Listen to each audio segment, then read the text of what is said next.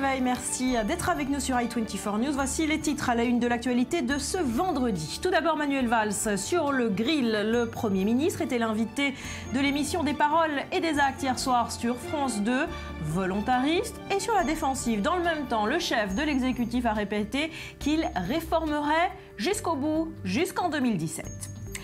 Le pape François est arrivé à New York, accueilli en superstar. Il doit s'exprimer ce vendredi à l'ONU. Hier, il a clos la journée la plus politique de son périple américain avec une première historique, un souverain pontife devant le Congrès américain. Et puis cette question à l'ordre du jour international, Bachar al-Assad redevient-il fréquentable? La vision de son allié russe semble porter ses fruits. Après Angela Merkel, c'est Washington qui pourrait accepter de parler directement avec le président syrien. Poutine et Obama doivent se rencontrer ce lundi. Le bilan continue de grimper tragiquement. Au moins 717 pèlerins ont été tués hier dans une bousculade à la Mecque. La répétition d'accidents tragiques au pèlerinage en Arabie Saoudite soulève des questions sur l'organisation de ce grand rassemblement musulman annuel. Enfin, le scandale Volkswagen continue de faire des vagues alors que le nouveau patron doit être annoncé aujourd'hui. Bruxelles appelle à des enquêtes partout en Europe et annonce une tolérance zéro face aux tests anti-pollution. Un autre constructeur, BMW, pourrait également être mis en cause. Bienvenue à tous. Scène d'horreur et de panique hier à la Mecque. Plus de 700 pèlerins ont donc été tués, plus de 800 blessés à Mina. En tout, près de 2 millions de croyants sont réunis pour accomplir le Hajj. Le prince héritier d'Arabie Saoudite a demandé l'ouverture d'une enquête rapide et transparente. Océane Nicole. Une fête religieuse qui s'est transformée en véritable drame. Ce jeudi à Mina, près de la Mecque, plus de 700 pèlerins ont péri lors de la traditionnelle fête musulmane de l'Aïd. Plus de 800 blessés sont également recensés. De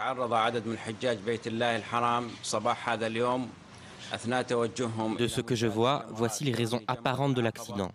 Une augmentation du nombre de personnes, la surpopulation et un chevauchement des foules, ainsi que l'effondrement des pèlerins. Et on peut ajouter à cela de fortes températures et aussi la fatigue des pèlerins en raison des efforts physiques qu'ils avaient faits auparavant. Cette fête religieuse accueille chaque année plus de 2 millions de pèlerins venus des 4 coins du monde. La plupart étaient toujours en train de prier à côté de nombreux cadavres jonchant encore le sol. Des images plus que traumatisantes. J'ai vu des cadavres devant moi et des gens blessés et étouffés. Nous avons peur pour demain, ça va être dur. Ils m'ont fait peur. Je vais jeter des pierres la nuit prochaine.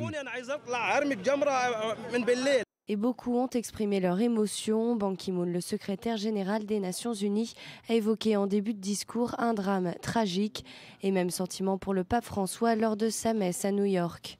De son côté, l'Iran s'est également exprimé. Khamenei a évoqué des mesures inappropriées ainsi qu'une mauvaise gestion de la part des autorités saoudiennes. Au moins 90 Iraniens ont péri dans l'incident.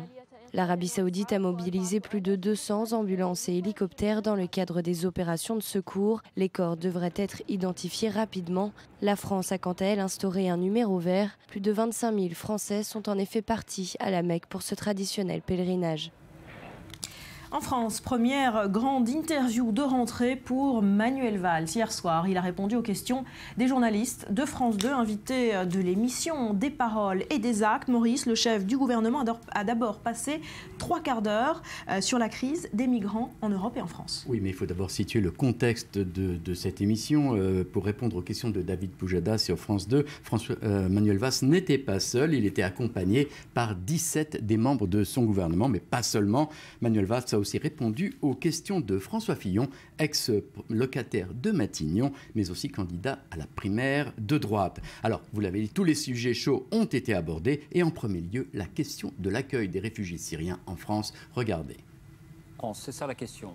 Vous dites 30 000 parce que c'est 160, mais vous dites vous-même c'est 500 000 en fait, donc est-ce que ça veut dire que ce serait 90 000 pour la France? Est-ce qu'on est prêt à accueillir 90 000? La Commission européenne a proposé l'accueil de 160 000 demandeurs d'asile.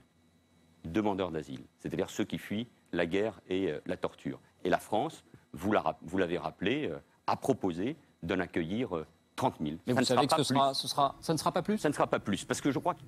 Voilà, 30 000 et pas plus. Conclusion, on ne parle plus d'accueil des migrants, mais de demandeurs d'asile. Et cette phrase forte du Premier ministre, nous ne pourrons pas en Europe accueillir tous ceux qui fuient la dictature en Syrie. Alors, deuxième aspect de son intervention, les questions sociales également. Effectivement, on est passé ensuite au social. Manuel Valls devait répondre aux remises en cause du statut des fonctionnaires de la fonction publique par le ministre de l'économie. Une remise en cause soutenue par 70% des Français. Alors, après avoir tenté d'esquiver la question, Manuel Valls a utilisé l'humour. Emmanuel, tu n'as pas fait ça, a-t-il lancé à Macron. Macron a répondu non. Vous voyez, a répondu Manuel Valls. Il ne l'a pas fait. Il faut donc le croire sur parole. Voilà, et puis le Premier ministre a également abordé la question des élections régionales et la menace politique que représente le FN pour le Parti socialiste. Oui, on parlait donc des régionales du 6 et du 13 décembre, et en particulier de la triangulaire en région Nord-Pas-de-Calais-Picardie, où Marine Le Pen est donnée gagnante par un récent sondage. Manuel Valls, vous allez le voir, est resté dans l'ambiguïté. Dans le Nord, si les 3 listes étaient au second tour et que le maintien de la liste socialiste favorisait l'élection de Marine Le Pen, est-ce que vous la retirez? Parce qu'aujourd'hui, l'essentiel, c'est de faire en sorte que l'unité s'impose pour empêcher ce scénario. Mais vous ne répondez pas à cette question. Non, je ne vous réponds pas. Vous ne pouvez pas le faire. Parce que je... Vous vous ai répondu. Non, je vous ai répondu. Vous allez dire tout sera fait pour empêcher le Front National de gagner. Ça, c'est un engagement. Mais un retrait possible. Mais avant... Voilà, vous l'avez entendu, tout faire pour empêcher le Front National de gagner, mais les moyens sont flous. Alors en conclusion, Emmanuel Valls se sent en adéquation avec le président François Hollande, mais à la question s'il pourrait être candidat dans l'hypothèse où François Hollande ne briguerait pas un second mandat présidentiel, Valls a répondu « Je n'ai jamais caché mon ambition, mais ma nature est de ne jamais miser sur l'échec de ma famille politique ». Merci Maurice. Et à noter que le Premier ministre a également commenté hier les chiffres du chômage. Un nouveau taux record a été atteint au mois d'août. 3,57 millions de demandeurs d'emploi en métropole. Manuel Valls a reconnu que ces chiffres étaient mauvais. Mais il s'est dit convaincu que le gouvernement allait réussir à faire baisser le chômage. Et une conviction, a-t-il dit, c'est que nous allons réussir parce que nous avons posé le bon diagnostic, le manque de compétitivité dont notre pays et nos entreprises souffrent depuis 10 ans, a donc déclaré Manuel Valls hier soir sur France 2. On reste en Europe. Le scandale Volkswagen continue de faire des vagues alors que le nouveau patron doit être annoncé aujourd'hui. Eh bien, Bruxelles appelle à des enquêtes partout en Europe et annonce une tolérance zéro face aux tests anti-pollution. Un autre constructeur, BMW, pourrait également être mis en cause. Myriam, on voit ça avec vous. Bruxelles commence donc à prendre des mesures. Effectivement, et le message est clair, ce sera zéro tolérance pour la moindre fraude. Nouvel épisode dans cette saga de l'affaire Volkswagen qui commence à toucher également d'autres constructeurs. On a évoqué BMW, donc, qui serait également concerné en ce qui concerne ces modèles européens, toujours pour ces normes anti-pollution, malgré un clair démenti de la société. Des enquêtes seraient en cours. Alors l'appel de Bruxelles, eh bien, il concerne un appel à tous les pays européens pour des enquêtes diligentées au niveau national. Il faudrait des enquêtes nécessaires avec une tolérance zéro sur toutes ces fraudes. Les solutions, ce sont celles évoquées par Ségolène Royal, notamment des tests aléatoires pour tous les constructeurs. Ça ne suffira pas, affirment cependant les spécialistes. Il faut les affiner. Ce ne sont plus des chimistes, mais véritablement des ingénieurs informatiques qui doivent aujourd'hui décortiquer les modèles pour peut-être arriver à des solutions. De chiffres, il faut les rappeler, 1 million de voitures en France qui pourraient être concernées par ce trucage, 11 millions de voitures truquées dans le monde. Voilà, un scandale à des ampleurs exceptionnelles. Et puis une réponse aujourd'hui à cette question, qui sera l'héritier au PDG, au patron démissionnaire de Volkswagen? Alors ce qui est certain, c'est qu'il aura la lourde tâche de redresser la barre dans la tempête pour ce premier constructeur automobile au monde et cette fierté de l'industrie automobile allemande. Alors après la démission de Martin Winterkorn, il faut se trouver donc un patron. Le favori, c'est Matthias Müller, l'ancien dirigeant de Porsche. Alors un pur produit Volkswagen, mais plus encore un ingénieur informaticien. Ce sera la première fois qu'un homme avec cette formation arrivera à ce poste-là. On n'a pas encore de décision définitive. L'entourage de Matthias Müller affirme aujourd'hui qu'il aurait l'assurance d'avoir la majorité dans le conseil de surveillance. Ce qui est certain, c'est que les pouvoirs publics devraient peut-être s'inspirer de la formation de ce nouveau patron de Volkswagen pour les dirigeants de leurs prochaines enquêtes. Réponse ce vendredi. Merci Myriam. Direction les États-Unis où le pape poursuit sa visite historique, accueilli en superstar hier soir à New York. Il doit s'exprimer cet après-midi à la tribune de l'ONU. Vous le voyez, le pape François à bord de sa papamobile sur la 5e avenue de New York. Petit bain de foule, comme il aime le faire pour ce périple américain, pour le pape François. Et hier, le Capitole faisait salle comble. Le moment était historique avec le premier discours d'un pape devant le Congrès. Un Congrès, vous le savez, à majorité républicaine, souvent plus catholique que le pape. Il est taxé de gauchisant et de libéral. On écoute un extrait. Nous savons qu'aucune religion n'est totalement protégée contre les différentes formes de folie ou d'extrémisme idéologique. Cela veut dire que nous devons faire spécialement attention à tout type de fondamentalisme, qu'il soit religieux ou de n'importe quel autre genre. I would like to mention 4 of these Americans. Abraham Lincoln. Je voudrais avoir une pensée toute particulière pour Abraham Lincoln, Martin Luther King, Dorothy Day et Thomas Merton. And Thomas Merton. This year marks the Cette année marque le 150e anniversaire de l'assassinat du président Lincoln, le gardien de la liberté. Grâce à lui, les Américains ont eu une nouvelle naissance, la naissance de la liberté. Nous devons garder cet exemple. Pour construire un nouveau futur de paix, une nation a besoin de l'amour de toute une communauté et un esprit de solidarité. Et on retrouve notre correspondant aux États-Unis, David Benaïm. Bonjour, merci d'être avec nous. Alors, journée éminemment politique hier pour le pape. Comment a été accueilli au Congrès à majorité républicaine? On le rappelle, ce pape taxé de gauchisant, de soutien au camp démocrate. Le pape a été accueilli comme jamais aucun chef d'État ne l'avait été auparavant.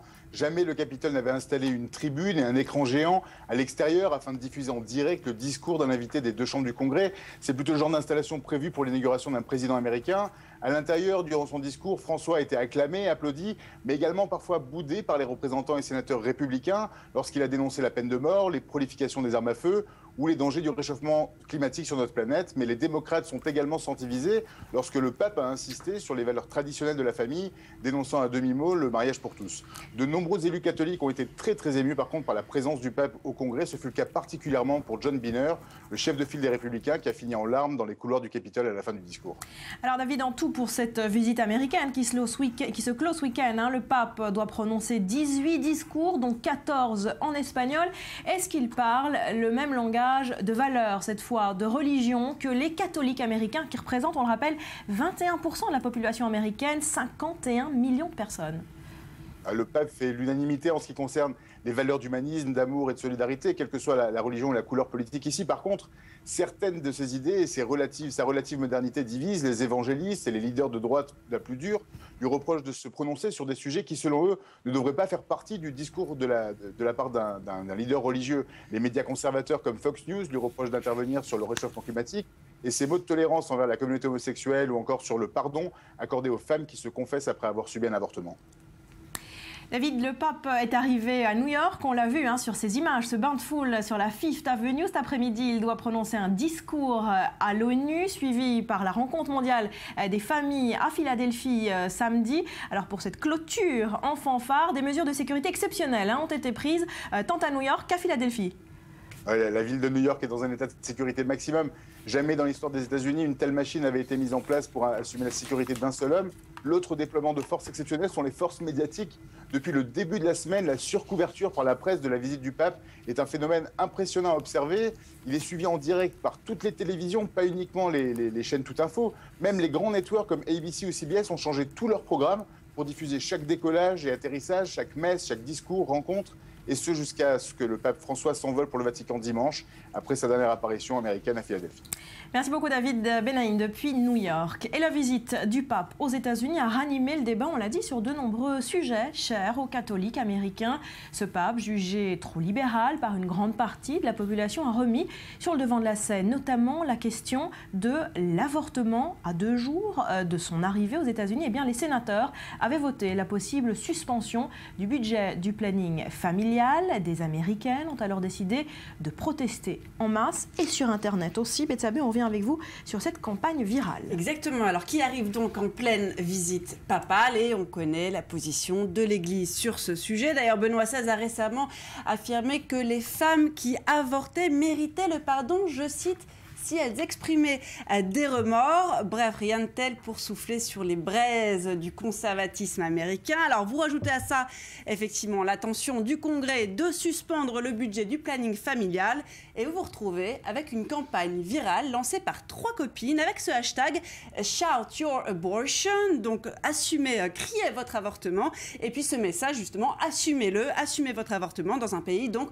où il est trop souvent honteux. D'ailleurs, prenez l'un des premiers tweets de cette campagne, regardez, il doit être abordé en murmurant. Et alors depuis, beaucoup d'autres femmes et jeunes femmes ont raconté leur histoire, des milliers de femmes. Regardez par exemple une décision que j'ai prise à 17 ans, difficile à gérer seule, ça aurait pu être plus facile sans préjugés négatifs. Et puis des tweets parfois particulièrement émouvants, comme cet autre tweet: j'avais 11 ans et j'ai été violée, je vous défie de m'affirmer que c'est cet homme de 36 ans qui était dans son droit et pas moi. Voilà, tout le monde ne partage pas pourtant ce même point de vue sur l'avortement dans une Amérique qui reste puritaine. Exactement. Alors vous avez bien sûr des internautes opposés au droit à l'avortement qui se sont déchaînés, qui ont accusé ces femmes de meurtre, même, regardez, d'adorateurs du culte de la mort, un exemple parmi de nombreux autres, ou encore de se vanter même de tuer des vies humaines innocentes. Il n'en reste pas moins, il faut le préciser, que la législation sur l'avortement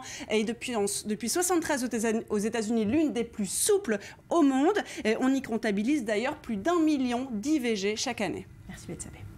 Autre chose à présent, alors que l'Europe tente coûte que coûte, vous le savez, de trouver une solution à la crise des migrants, eh bien les dirigeants européens occidentaux sont de plus en plus nombreux à appeler à une sortie de crise en Syrie. Dans ce contexte, cette option, Bachar al-Assad, pourrait redevenir fréquentable. La vision de son allié russe semble porter ses fruits. Après Angela Merkel, c'est Washington qui pourrait accepter de parler directement avec le président syrien. Barack Obama et Vladimir Poutine doivent se rencontrer ce lundi. David Klezewski. La diplomatie occidentale s'est-elle inclinée face aux Soukhoi et autres chasseurs envoyés par Moscou? Il y a quelques mois encore, Bachar al-Assad semblait tout proche de la défaite. On le disait, isolé plus que jamais, même de ses plus proches alliés. Pour la plupart des diplomates européens et américains, aucun doute, le président syrien faisait partie du problème et du passé. Mais Russes et Iraniens n'ont en fait jamais fait défaut. Le dictateur a certes perdu du territoire et pourrait même devoir un jour se séparer de sa capitale, Damas. Mais il a toujours les moyens de contrôler les zones les plus importantes de Syrie, notamment la bande côtière de Latakia et son accès à la mer. En clair, Damas pourrait tomber sans forcément entraîner Assad dans sa chute. Ces rapports de force contraignent l'Occident à mettre de l'eau dans son vin et réviser ses positions. Nous devons parler avec de nombreux acteurs, ce qui inclut Assad, mais d'autres également. Non seulement avec les États-Unis d'Amérique, la Russie, mais aussi avec d'importants partenaires régionaux comme l'Iran et les pays sunnites comme l'Arabie saoudite. Côté américain, même constat, même embarras. Impossible de parier sur la disparition prochaine de l'une des parties en conflit. Groupe État islamique, Al-Qaïda, Hezbollah, autant de forces qui ne vont pas déposer les armes de sitôt.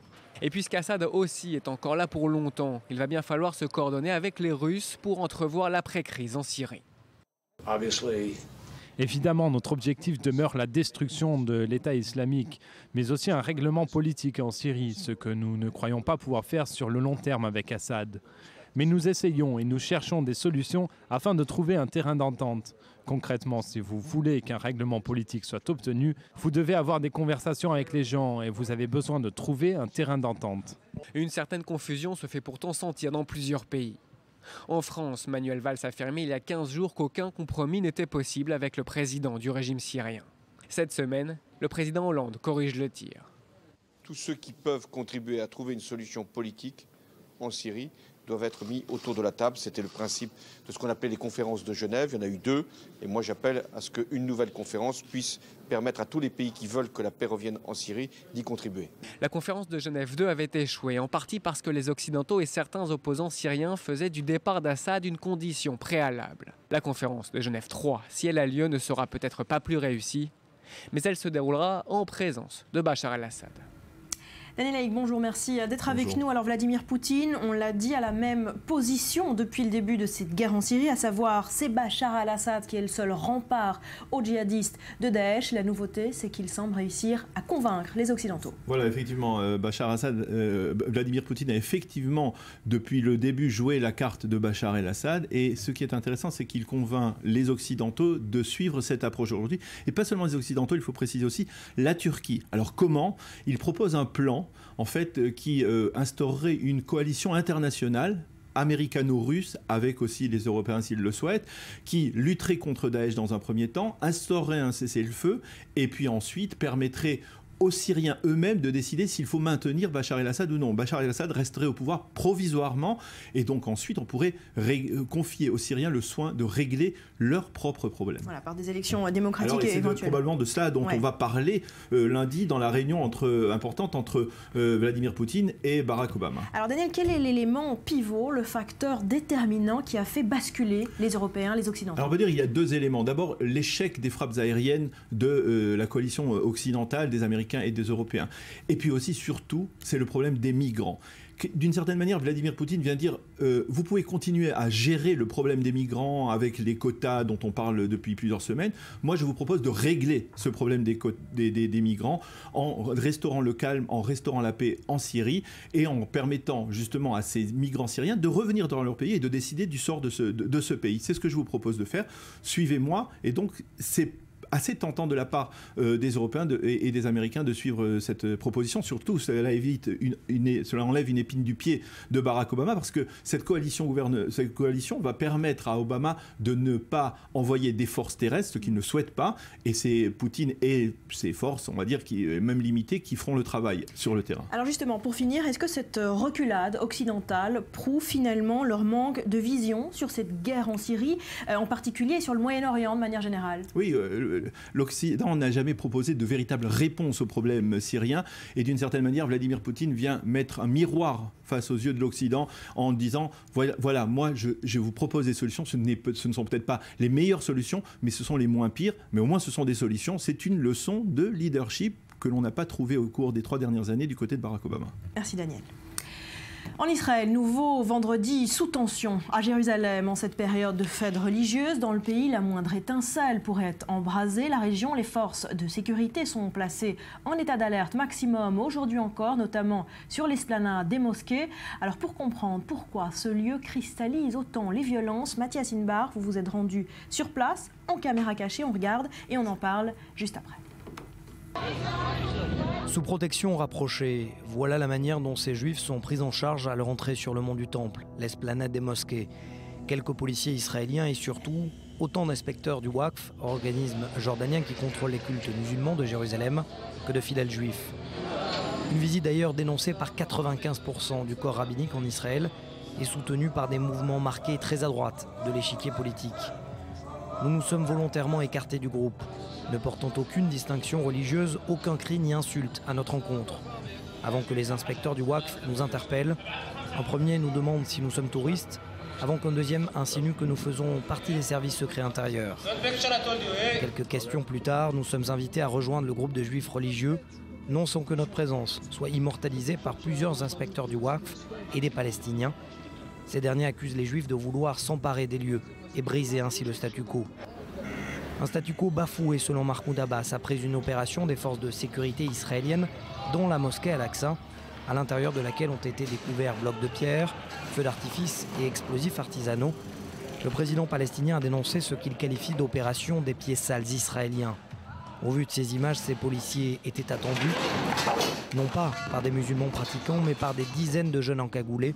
Ces derniers se sont barricadés à l'intérieur de la mosquée, brisant au passage portes et fenêtres. Quelques jours après ces violences, notre marche quadrillée se déroule sans presque aucun contact avec les membres des associations Mourabitoun et Mourabitat, littéralement sentinelle en arabe. Accusées par les autorités israéliennes de semer le trouble autour du mont du Temple, elles ont été déclarées hors la loi le 7 septembre dernier. Elles seraient financées par le mouvement islamique, la branche arabe israélienne des Frères musulmans. C'est en quittant les lieux, à reculons, que nous allons les retrouver dans l'une des rues étroites de la vieille ville. Une manifestation improvisée mais ultra contrôlée.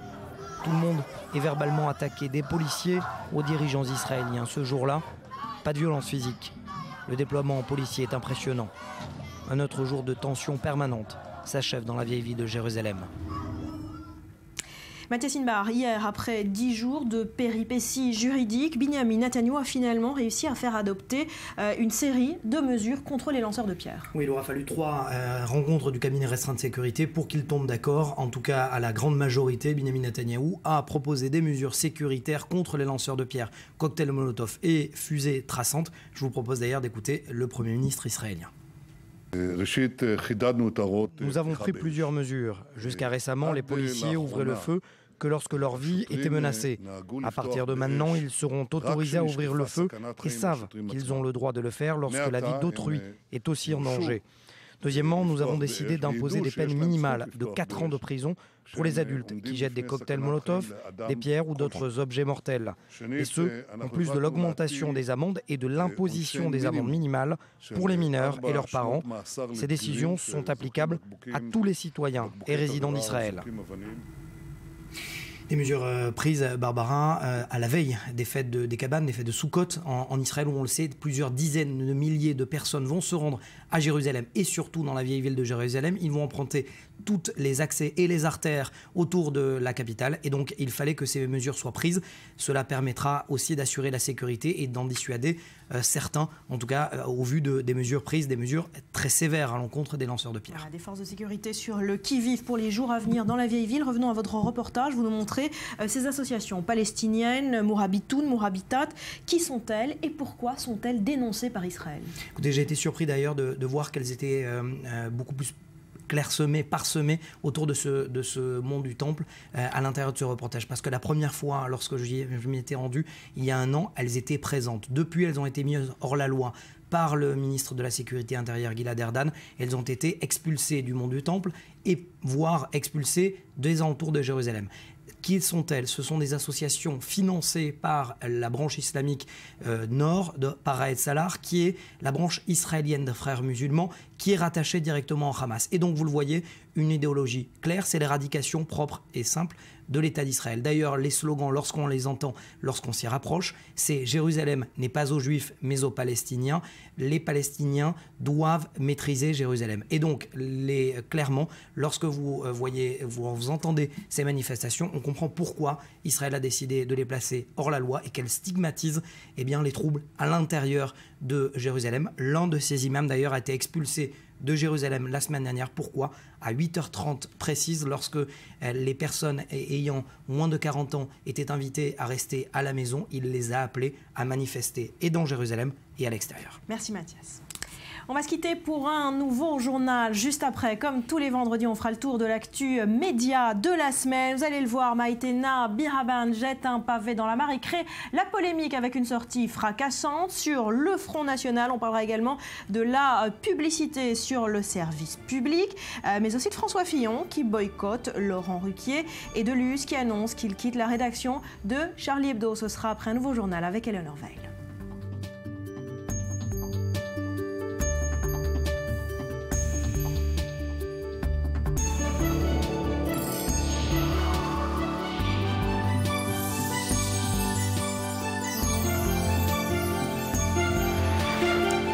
Sur le plateau du Morning, merci d'être avec nous. On poursuit par de l'art contemporain, mais avec une œuvre qui a suscité beaucoup de controverses. On peut désormais parler de la saga Anish Kapoor à Versailles, dernier acte. L'artiste a recouvert les tags antisémites sur sa sculpture de feuilles d'or. Maurice, une façon, dit-il, de masquer la haine. Exactement, la question était comment masquer la haine, comment répondre aux injonctions de la justice qui demandaient que les tags antisémites soient effacés tout en préservant l'histoire et la mémoire de cette haine. Anish Kapoor a donc finalement trouvé la solution. Les tags à caractère antisémite ont été recouverts d'une feuille d'or, vous pouvez le voir. Ils sont cachés à présent de la vue du public comme le souhaitaient les autorités françaises, mais sont encore présents comme le souhaitait l'artiste.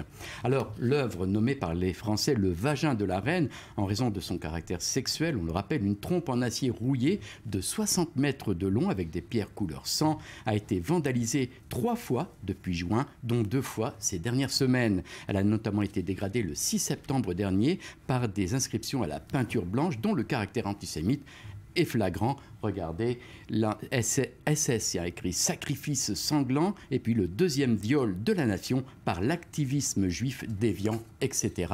Il ne fait aucun doute qu'il s'agissait d'un acte antisémite. Alors, recouvrir ces tags de feuilles d'or, évidemment une portée extrêmement symbolique. Comment l'explique-t-il l'artiste Anish Kapoor? Alors, il y a une double symbolique en fait. Tout d'abord, une symbolique personnelle. Anish Kapoor, artiste aux racines multiples, juif irakien par sa mère, hindou par son père et de culture britannique, a déclaré en constatant les dégâts: on me ramène ainsi à une seule catégorie de mon identité. Et il ne faut pas oublier de ces mots propres à l'antisémitisme que l'on voudrait justement immédiatement effacer, a-t-il dit. Mais il y a aussi une symbolique politique. Ces mots infamants conduisent à l'exclusion et à la haine, estime le plasticien. Écoutez-le. Enlever le graffiti maintenant, ce serait une erreur. Nous ne pouvons pas prétendre que ça n'est pas arrivé. C'est arrivé. Alors regardons et voyons ce que ça va donner. Qu'est-ce que ça apporte à l'œuvre? Qu'est-ce que ça dit, d'une certaine manière, de la politique de l'Europe, où des centaines de milliers de personnes errent en Europe à la recherche de la terre promise, l'Allemagne aujourd'hui? Est-ce le signe de quelque chose de similaire? Nous devons nous souvenir de ces choses-là. C'est un moment de grande tristesse pour nous tous. Voilà, alors la semaine dernière, vous l'avez vu, la remarque, le sentiment que l'affaire est liée au problème des réfugiés syriens est présent chez l'artiste. La semaine dernière, Anish Kapoor et l'artiste dissident chinois Ai Weiwei, je suppose que je prononce bien son nom, ont mené une marche symbolique à Londres, portant une couverture grise sur l'épaule. Les deux artistes réclamaient ainsi une réponse humaine et non politique à la crise des migrants. Écoutez Anish Kapoor. Ce qu'ils font est extrêmement créatif. Je veux dire, qu'est-ce que cela veut dire de prendre sa famille et de la mener si loin? Ce sont des talents qui nous échappent. Laissez-les entrer, laissez-les ajouter à nos talents, laissez-les apporter des solutions à nos problèmes. Voilà, engagement politique. Engagement politique. Pour les deux artistes d'ailleurs. Et lutte contre l'antisémitisme également. Voilà, une façon de sublimer le mal avec ces feuilles d'or, c'est extrêmement puissant. Merci Maurice. Ce dimanche, une partie de Paris sera sans voiture. Certains secteurs seront entièrement réservés aux piétons, comme quelques quartiers des arrondissements centraux de la capitale française. Explication, Julien Baloul. Anne Hidalgo en avait fait une mesure phare lors de son annonce au début du printemps. Face au pic de pollution à répétition dans la capitale française, la maire de Paris décide de faire du 27 septembre une journée sans voiture. D'après le site de la ville, le choix répond à un souhait du collectif citoyen Paris sans voiture et a pour objectif de rendre l'espace public moins pollué, plus agréable et plus apaisé en réduisant la place de la circulation automobile. À l'époque de l'annonce, en mars dernier, la ville de Paris bat des records de pollution et le torchon brûle entre Anne Hidalgo et Ségolène Royal, la ministre de l'Environnement, qui refuse d'appliquer systématiquement le principe de la circulation alternée. Maintenant, il y a une discussion avec les élus. Donc personne ne peut ni imposer, ni vociférer, ni exiger. Les élus vont être réunis. Vous parlez d'Anne Hidalgo, là? Je parle d'une façon générale de ceux qui, tout d'un coup, parce qu'il y a un pic de pollution, exigent du jour au lendemain un certain nombre de décisions. Donc Anne Hidalgo? Non, non, vous ne me ferez dire du mal de personne, mais moi j'ai la responsabilité. Vous savez, empêcher quelqu'un de prendre sa voiture, c'est une mesure privative de liberté. Donc il faut qu'elle soit justifiée Réponse de la maire, la mise en place de la circulation alternée doit être automatique et ne pas dépendre du gouvernement. Se fonder sur les données qui sont les données scientifiques publiées par Air Paris et les organismes qui contrôlent la qualité de l'air, et à partir de là déclencher sans qu'il ne soit nécessaire à chaque fois d'avoir une requête du maire pour demander la circulation alternée. La journée sans voiture à Paris se voulait donc une réponse locale à un problème qui dépasse le cadre des simples élus locaux. Mais là aussi, les critiques fusent. Beaucoup dénoncent un simple effet d'annonce. En effet, il suffit de regarder la carte publiée par la mairie de Paris pour se rendre compte que les zones concernées par la journée sont très limitées. Les quelques quartiers en vert foncé sont interdits aux voitures sauf dérogation et la ligne rouge pointillée délimite le seul et unique parcours 100% piéton de la journée. D'autres relèvent enfin que l'interdiction de circuler n'est valable que de 11h à 18h. On est donc loin d'une réelle journée sans voiture dans la capitale française. Mais le collectif Paris sans voiture veut y voir un bon début qui pourrait encourager d'autres villes européennes à en faire de même et veut faire de l'événement une journée festive et conviviale.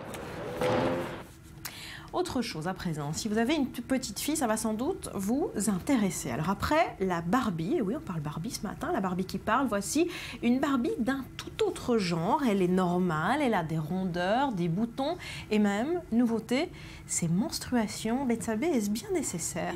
Exactement, alors son nom c'est Lamily et c'est une Barbie d'autant plus normale qu'en fait elle correspond au corps moyen d'une jeune fille américaine de 19 ans. Et alors non seulement elle refuse de se calquer sur les idéaux de perfection, de maigreur, mais en plus elle est livrée, et ça fait déjà 1 an, avec des autocollants d'acné, de cellulite, de vergetures même après la grossesse, de piqûres de moustiques, de cicatrices, de sparadrap. Vous pouvez lui ajouter toutes sortes d'imperfections. Alors là, sur cette publicité d'ailleurs, on peut voir qu'elle est photoshopée, cette Barbie, à la façon d'une mannequin normale, sauf qu'à la fin de la vidéo, toutes ces corrections vont être effacées, vont être gommées pour revendiquer donc justement les imperfections et la normalité. Normal, voilà, exactement. Alors l'idée, on l'aura compris, c'est donc aider les jeunes filles à se sentir mieux dans leur peau à l'âge où c'est pas le plus facile. Une idée qui a donc même mûri puisque la dernière trouvaille du créateur de l'âme, c'est un pack menstruation, carrément. Alors pour la somme de 8,90 €, vous avez toute une gamme, regardez, de sous-vêtements, de serviettes hygiéniques, d'autres accessoires ad hoc, sans oublier même le calendrier pour suivre les cycles de la poupée. C'est didactique. Il fallait y penser quand même, exactement. C'est didactique et une Barbie utile donc pour les parents car les explications, et oui, peuvent être sacrément gênantes. La preuve en image avec un extrait de la pub Lamily. We'll see if we can go into town and... Oh, that'd be great. That'd be great. Oh, Tina, your mom and I want to talk to you about something. You're grown up, right? I mean, you'll always be my little TT. But over the next few years, well, your body's going to start to change. You're going to become a woman. Do we have to talk about this now? Oh, we don't have to talk about it. We just need a dope beat and some fresh rhymes. Here you go, here's your gear. All right, great. Oh, this is the freshest. Yeah, okay. Oh my gosh. All right, DJ Mom.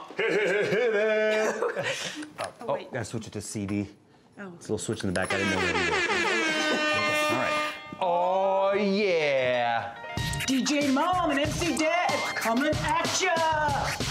My daughter, you're getting almost to that age where hormones race and your body will change. Hey, don't be scared. Listen to your dad and me. We'll tell you about your journey through puberty. Les parents, on voit les parents ainsi se ridiculiser sur une chanson soi-disant rap, donc, alors qu'ils pourraient simplement, eh bien, on l'a compris, offrir cette poupée Lamily à leur petite fille. Donc la leçon aux parents, au lieu d'essayer de vous ridiculiser, achetez la petite fille, achetez la petite poupée. Donc en fait, ce kit de poupée, il est plutôt destiné aux parents qui seraient plutôt mal à l'aise à expliquer ce genre de choses. C'est vrai, alors certes, Nikolai Lime, donc le créateur, a expliqué au Time américain qu'il avait souhaité faciliter donc ces discussions, donc on l'aura compris, gênantes, mais en fait c'est surtout au tabou qui règne autour des menstruations que le créateur de Lamily s'attaque. Et à quelqu'un, même, Barbara, ce tabou autour des menstruations a été attisé récemment par le provoquant Donald Trump, vous en souvenez ? après les propos de Maggie Kelly. Donc Maggie Kelly, la journaliste qui l'interroge sur le sexisme, et puis il se venge et il parle d'une femme dont le sang sortait de ses yeux, du sang qui sortait d'elle de partout, des propos franchement misogynes qui avaient fait parler. Alors selon Nicolas Elam, justement, c'est une parfaite illustration de la façon dont les règles sont encore aujourd'hui tabous dans notre société. Parfois, pire que ça, une insulte pour les femmes selon certains. Merci Betsabé.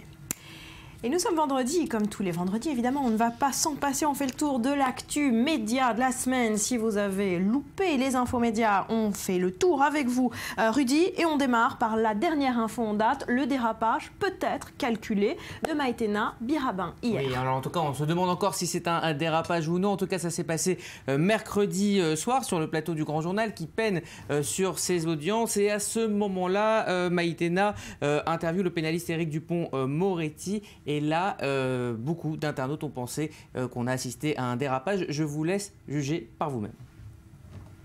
La vérité sont souvent tenues et incarnées par le Front National aujourd'hui, rarement par le Parti Socialiste, très rarement par les partis classiques. C'est quelque chose qui vous pose problème ou que vous entendez et que, à la fin des fins, vous comprenez. Je ne me reconnais pas dans ces gens-là. Mais pourtant, les Français se reconnaissent dans ce discours de vérité qui est tenu par le Front National. Oui, hélas. Voilà, discours de vérité du Front National, la journaliste insiste. Absolument. Alors, les téléspectateurs et le monde des médias, les journalistes ont réagi, notamment Philippe Gildas, une figure de Canal+, qui a déclaré, je cite, une connerie comme ça, je ne l'ai jamais faite, affaire à suivre. Voilà, on parlait de dérapage calculé parce que les audiences sont plutôt en berne pour le Grand Journal. Voilà. Plus mauvaise audience cette semaine. Voilà. En tout cas, elle a fait parler d'elle, Maïtena Birabin. Allez, autre info média de la semaine, c'est François Fillon qui boycotte Laurent Ruquier. Oui, dans cette affaire, c'est l'ancien Premier ministre qui a dégainé le premier. Alors, dans l'Express, un de ses très proches collaborateurs, le député Jérôme Chartier, a déclaré la chose suivante. Il considère que le Grand Journal, c'est la limite du talk show auquel il peut participer, mais il refuse d'aller chez Ruquier. Il n'y a aucun problème de personne entre eux. Ils s'en sont expliqués, mais il considère que ce n'est pas sa place. Au tacle l'assassin, réponse assassine de Ruquier sur Twitter. Et voilà ce qu'il lui a répondu. Dommage, eh bien, il aurait eu 4 fois plus de téléspectateurs, 10 fois plus de temps de parole et au moins on aurait lu son livre, car en effet, lors de son passage au Grand Journal, on va croire qu'on parle tout le temps de cette émission, mais en tout cas, mardi dernier au Grand Journal, l'ancien Premier ministre faisait face au chroniqueur littéraire Augustin Trapenard, et à un moment, il lui demande « Est-ce que au moins vous avez lu mon livre ? Regardez ». On a combien ? Ce que je sais simplement, c'est qu'après 48 heures, l'éditeur a dû redemander un nouveau tirage et que le tirage était plus élevé que tous les chiffres que vous venez d'évoquer. Mais ça n'a rien à voir sur les libraires qui prennent, dans la vie, qui demandent des nouveaux tirages. Et après, il peut y avoir des libraires retours, prennent pas les livres. Les libraires prennent pas les livres s'ils ont l'impression qu'on va pas les acheter. Il y a une deuxième question que je vous pose, c'est vous l'avez lu ? Ah bah non, je ne l'ai pas lu. Vous savez que ça vient que personne ne les lit. C'est ça le problème. Quelques-uns quand même. Il y a quelques-uns. Voilà, il l'avoue au moins. Oui, il l'avoue. C'est vrai, comme disait Bexabé, c'est vrai qu'il lit énormément de bouquins, mais il ne voulait pas lire celui-ci et ça a été un moment un petit peu gênant sur le plateau. Allez, le dossier de la semaine sur la scène médiatique, Rudy, c'est la pub sur le service public. On en parle beaucoup. Oui, parce qu'on parle quand même d'un manque à gagner de 200 millions d'euros pour le service public. C'est une manne alors que le service public cherche désespérément des sources de financement. Alors pour rappel, la pub après 20h a été supprimée par Nicolas Sarkozy en 2009. À l'époque, ça avait été interprété comme un cadeau fait aux chaînes privées, c'est-à-dire notamment TF1. Alors aujourd'hui, l'orientation politique a changé et ce n'est plus la même. Michel Sapin, le ministre des Finances, en début de mois, lui a déclaré que le débat était ouvert et que l'hypothèse devait être examinée avec sérieux, d'autant plus que la nouvelle présidente de France Télévisions, Delphine Ernotte, elle fait le forcing pour le retour de la pub au moins entre 20h et 21h, c'est-à-dire là où ça rapporte le plus d'argent. Alors toujours est-il que le service public a besoin d'argent. Mis à part la pub, est-ce qu'il y a d'autres solutions pour enflouer les caisses ? Oui, il y a d'autres solutions, des solutions alternatives, comme une taxe sur les box internet, c'est une sorte de redevance indirecte qui colle avec son temps, ou encore de créer un impôt supplémentaire en fonction des revenus de chacun, c'est-à-dire encore une super redevance. Voilà pourquoi finalement les téléspectateurs préfèrent le retour de la pub. En tout cas, les finances de France Télé sont fragiles. N'oubliez pas les paroles, c'est 30% des recettes de France 2 pour vous montrer la fragilité de cette source de revenus qui pose vraiment problème pour France Télévisions. Je vous propose, pour terminer, de parler du départ de Luz de Charlie Hebdo dans l'info en bref. Luz à Charlie Hebdo, c'est fini. Le dessinateur survivant de l'attentat du 7 janvier l'a confirmé. Il quittera la semaine prochaine l'équipe du magazine. L'auteur de la une représentant Mahomet dit ne plus trouver l'inspiration dans l'actualité. Âgé de 43 ans, Luz avait intégré l'équipe de Charlie Hebdo en 1992, une page qui se tourne pour l'hebdomadaire satirique. C'est l'énorme bourde et la polémique de la semaine. Aux États-Unis, la chaîne WGN-TV News, basée à Chicago, a utilisé les images de l'étoile jaune que les nazis faisaient porter aux juifs pour illustrer un reportage sur le jour du Yom Kippour. Une maladresse qui a fait bondir les internautes. Face à la polémique, la chaîne a présenté ses excuses. Transfert. Après 2 ans en tant que chroniqueur politique dans le Grand Journal de Canal, Karim Rissouli rejoint France 2 et des paroles et des actes. Il assurera une revue de tweets et des réactions à la fin du Grand Prime politique de France 2 présenté par David Pujadas. Après avoir fait trembler les restaurateurs, M6 s'attaque aux artisans du cheveu. Cauchemar chez le coiffeur mettra en scène à partir du 13 octobre la coiffeuse Sarah Guetta. Elle volera au secours des salons de coiffure les moins productifs. Merci beaucoup, Rudy. Merci Betsabé, merci à vous de nous avoir suivis. Je vous souhaite de passer un excellent week-end, une très belle journée. Portez-vous bien, on se retrouve lundi.